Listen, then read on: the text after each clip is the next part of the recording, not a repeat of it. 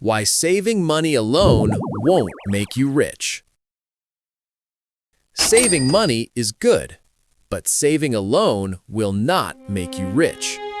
The problem: most people just save money in the bank, but inflation slowly reduces its value.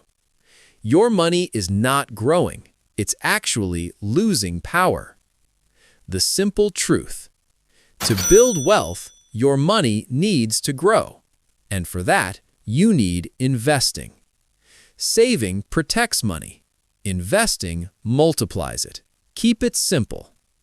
You don't need to be an expert. Start small, stay consistent. Even a little money invested every month can grow big over time. Common mistake people make: waiting for the perfect time. There is no perfect time. The best time is now. Don't just save money, make it work for you. Start small, stay consistent, and think long-term. Subscribe for simple money tips.